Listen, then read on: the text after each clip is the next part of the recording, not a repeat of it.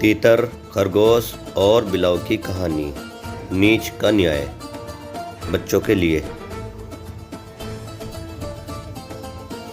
बहुत समय पहले की बात है। एक बड़े पीपल के पेड़ की खो में कंपीजल नाम का तीतर रहता था। कंपीजल प्रतिदिन भोजन की तलाश में बाहर जाता और शाम तक अपनी खो में आ जाता था। एक दिन की बात है, तीतर भोजन की तलाश में बहुत दूर निकल गया। वहाँ उसे अच्छा और पौष्टिक भोजन मिल रहा था तो तीतर कुछ दिन वहीं रुक गया। इसी बीच सीगो नाम का एक खरगोश आया और तीतर की खो में रहने लगा। कुछ दिन बाद जब तीतर हष्ट-पुष्ट होकर वापस लौटा तो उसने अपने घर में खरगोश को देखा। तीतर खरगोश पर बहुत नाराज़ हुआ और खरगोश पर चिल्लाते हुए बोला, "यह घर मेरा है, तुम्हारी हिम्मत कैसे हुई मेरे घर में घुसने की? तुम तत्काल मेरा घर खाली करो, अन्यथा मुझसे बुरा कोई नहीं होगा।" खरगोश को तीतर की बातों पर गुस्सा आ गया और अपनी अकड़ दिखलाते हुए खरगोश बोला, "तुम कभी इस घर में रहते होंगे, ये घर उस समय तुम्हारा होगा, परंतु अब तो इसमें मैं रह रहा हूँ, तो ये घर मेरा हुआ। तुम्हें जो करना है कर लो, मैं ये घर खाली नहीं करूँगा।" इस प्रकार दोनों में तू मैं होने लगी। अंत में कोई हल ना निकलता देख दोनों ने निर्णय लिया कि किसी धर्मात्मा के पास चले, वही दोनों का उचित न्याय करेगा और दोनों ही उसकी बातें मानेंगे।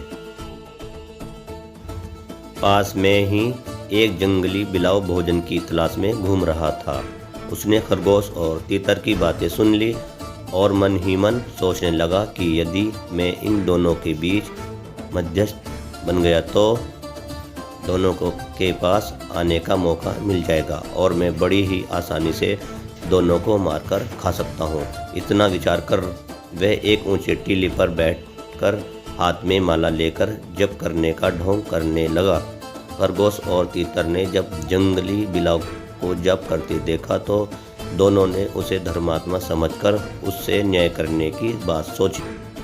दोनों उसे देखकर डर रहे थे, परंतु दोनों ने उसे धर्मात्मा जानकर अपनी समस्या बतलाई और न्याय करने के लिए कहा। जंगली बिलाव तो यही चाह रहा था। उसने तत्काल हामी भर दी और बोला, "लगता है आप दोनों मुझसे डर रहे हो। मुझे संन्यास लिए हुए कई साल हो गए हैं और मैंने हिंसा का मार्ग पूरी तरह से त्याग दिया है। अब तो मेरी उम्र हो गई है और मैं तो प्रभु की भक्ति में ही लीन रहता हूँ। वृद्ध होने से मुझे कम सुनाई देने लगा है।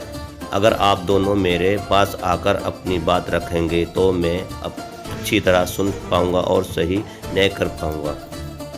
खरगोश और तीतर ने जंगली बिलाव की बातों पर भरोसा कर लिया और दोनों उसके पास जाकर अपनी समस्या बतलाने लगे। जंगली बिलाव ने मौका पाकर दोनों पर झपट्टा मारा और दोनों को मारकर खा गया। शिक्षा।